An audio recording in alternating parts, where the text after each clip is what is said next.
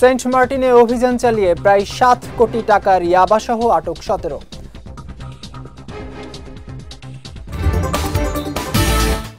এবং সীমান্তে মাইন বিস্ফোরণে আহত ব্যক্তিদের সহায়তায় এগিয়ে এলো বিজিবি।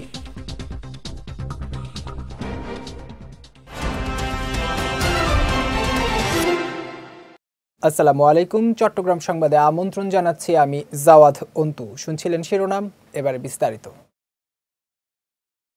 সেন্ট মার্টিনে প্রায় 7 কোটি টাকা মূল্যের ইয়াবাসহ 17 জন পাচারকারীকে আটক করেছে কোস্টগার্ড। গতকাল বিকেলে কোস্টগার্ডের মিডিয়া কর্মকর্তা লেফটেন্যান্ট কমান্ডার হারুন আর রশিদ এ তথ্য নিশ্চিত করেছেন। তিনি জানান, গত 17 জুলাই গোপন সংবাদের ভিত্তিতে সেন্ট মার্টিন সংলগ্ন সমুদ্র এলাকায় অভিযান চালানো হয়। অভিযানকালে সন্দেহজনক 2 নৌকায় তল্লাশি চালিয়ে প্রায় 7 কোটি 2 হাজার টাকা মূল্যের 1,40,000 পিস ইয়াবা ও 40 প্যাকেট ম্যারিজ সিগারেট সহ 17 পাচারকারীকে আটক করা হয়। জব্দকৃত আলামত ও আটককৃতদের বিরুদ্ধে পরবর্তী আইনানুগ ব্যবস্থা নেওয়া হয়েছে বলেও জানিয়েছে কোস্টগার্ড। বাংলাদেশ মিয়ানমার সীমান্তের শূন্য রেখায় আরাকান আর্মির পুঁতে রাখা মাইন বিস্ফোরণে আহত ব্যক্তিদের সহায়তা প্রদান করেছে বিজিবি।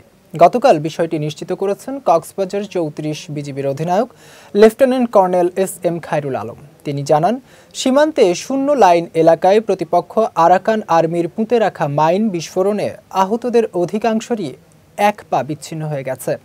এদের মধ্যে প্রথম পর্যায়ে 4 জনকে আর্থিক সহায়তা দেওয়া হয়েছে।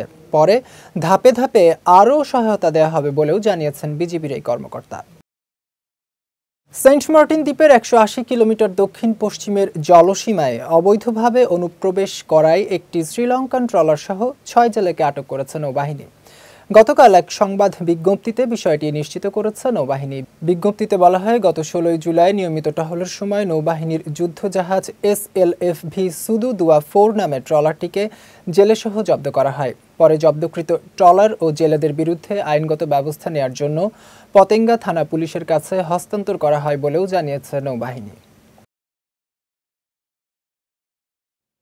দেশের প্রান্তিক জনগোষ্ঠীর চিকিৎসা সেবা নিশ্চিতে কমিউনিটি ক্লিনিকগুলোকে আরও আধুনিকায়ন এবং সুযোগ সুবিধা বৃদ্ধিতে বর্তমান সরকার কাজ করছে বলে জানিয়েছেন স্বাস্থ্য মন্ত্রণালয়ের অতিরিক্ত সচিব ও কমিউনিটি ক্লিনিক স্বাস্থ্য সহায়তা ট্রাস্টের প্রধান মোহাম্মদ আক্তারুজ্জামান। গতকাল কক্সবাজার জেলা প্রশাসনের সম্মেলন কক্ষে প্রান্তিক স্বাস্থ্য সেবা নিশ্চিতে কমিউনিটি ক্লিনিকের কার্যক্রম জোরদারকরণ বিষয়ে অনুষ্ঠিত সেমিনারে তিনি একথা জানান। এই সময় জেলা প্রশাসক Mohammad Salah Uddin, civil surgeon doctor Mahmudul Haque, অতিরিক্ত জেলা প্রশাসক ইমরান হোসেন সজীব সহ অনেকে উপস্থিত ছিলেন। কক্সবাজারে ছাত্র জনতার গণ অভ্যুত্থানে বীর শহীদদের স্মরণে আলোচনা সভা ও দোয়া মাহফিল অনুষ্ঠিত হয়েছে।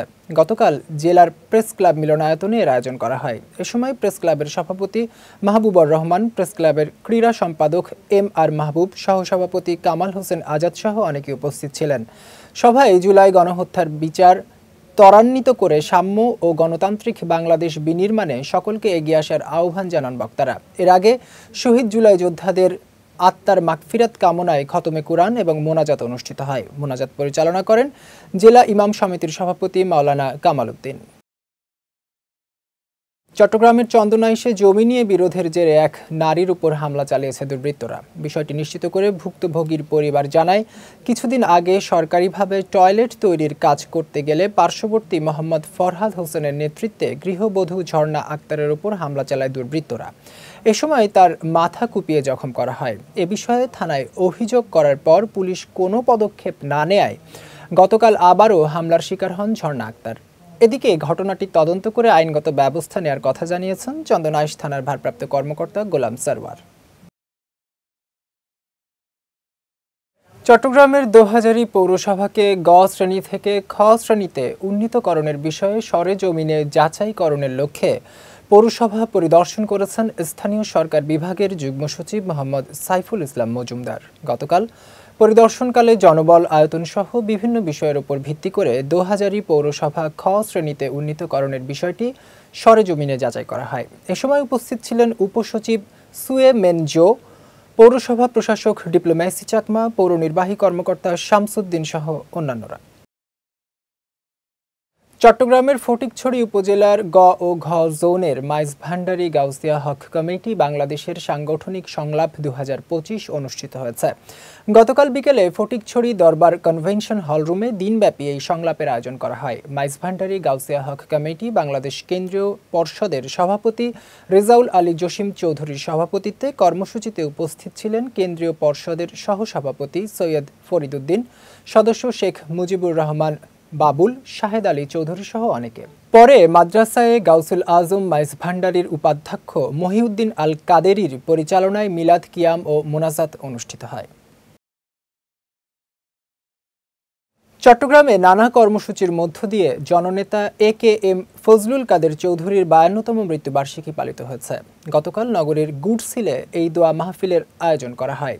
এ সময় বিএনপির ভাইস চেয়ারম্যান গিয়াসউদ্দিন কাদের চৌধুরীর সভাপতিত্বে মহানগর জামায়াতের সাবেক আমির শাহজাহান চৌধুরী, উত্তর জেলা বিএনপির সদস্য আবু জাফর চৌধুরী, উত্তর জেলা যুবদলের সহসভাপতি ইউসুফ চৌধুরী, রাউজান উপজেলা বিএনপির সাবেক যুগ্ম আহ্বায়ক নুরুল হুদা, আন্দরকিল্লা শাহী জামে মসজিদের খতিব আনোয়ার হোসেন তাহেরি, জাবেরি আল মাদানী সহ অনেকে উপস্থিত ছিলেন।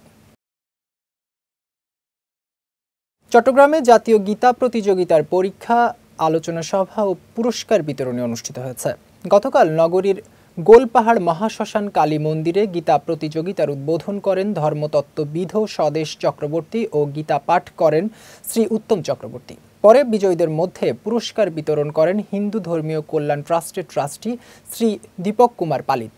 এ সময় উত্তর জেলা সভাপতি বাবুল চন্দ্রনাথ, সাধারণ সম্পাদক লায়ন সম্পদ দে, গোলপাহাড় মহাশ্মশান পরিচালনা পরিষদের সাধারণ সম্পাদক বিশ্বনাথ দাস বিশু সহ অনেকে উপস্থিত ছিলেন। এবারের প্রতিযোগিতায় সারা দেশের প্রায় 2 শতাধিক গীতা প্রতিযোগী অংশগ্রহণ করেন। বাংলাদেশ নৃত্যশিল্পী সংস্থা চট্টগ্রামের উদ্যোগে রবীন্দ্র ও নজরুল জয়ন্তী অনুষ্ঠিত হয়েছে। গতকাল সন্ধ্যায় চট্টগ্রাম জেলা শিল্পকলা একাডেমির গ্যালারি হলে এর আয়োজন করা হয়। বাংলাদেশ নৃত্যশিল্পী সংস্থা চট্টগ্রামের সভাপতি শারমিন হোসেনের সভাপতিত্বে অনুষ্ঠানে উপস্থিত ছিলেন আলম খোরশেদ, রীতা দত্ত, জেলা শিল্পকলা কালচারাল অফিসার আয়াজ মাবুদ সহ অনেকে। এদিন শিল্পী সংস্থার সদস্যদের পরিচালনায় 8টি রবীন্দ্র ও নজরুল নৃত্য পরিবেশন করা হয়। চাঁদাবাজি মামলার আসামিদের মানববন্ধনের কারণে পারিবারিক ও সামাজিক সম্মান নষ্ট হওয়ায় বিচারের দাবিতে সংবাদ সম্মেলন করেছেন ভুক্তভোগী নূর মোহাম্মদ শাহেদ চৌধুরী। গতকাল বিকেলে চট্টগ্রাম মেট্রোপলিটন সাংবাদিক ইউনিয়নে আয়োজিত সংবাদ সম্মেলনে তিনি এই দাবি জানান। লিখিত বক্তব্যে নূর মোহাম্মদ বলেন, প্রতিষ্ঠানে হামলা চালিয়ে তাকে জিম্মি রেখে নির্যাতন করে 50 লাখ টাকা চাঁদা দাবি করায় সন্ত্রাসীদের বিরুদ্ধে চাঁদাবাজি মামলা করেন তিনি। তবে মামলাকে ভিন্ন খাতে নেয়ার জন্য আসামিরা তার বিরুদ্ধে মানববন্ধন করে পারিবারিক ও সামাজিক সম্মান নষ্ট করছে। এ বিষয়ে প্রশাসনের সহযোগিতা কামনা করেন ভুক্তভোগী। সংবাদ সম্মেলনে উপস্থিত ছিলেন মামলার আইনজীবী আবুল মনসুর শিকদার সোহেল, ভুক্তভোগীর স্বজন আমির সহ অনেকে। চট্টগ্রাম সংবাদ শেষ করার আগে শিরোনামগুলো দেখে নিচ্ছি আরও একবার।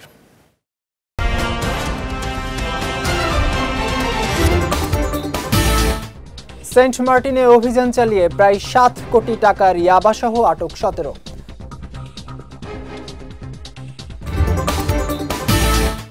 এবং সীমান্তে মাইন বিস্ফোরণে আহত ব্যক্তিদের সহায়তায় এগিয়ে এলো বিজিবি।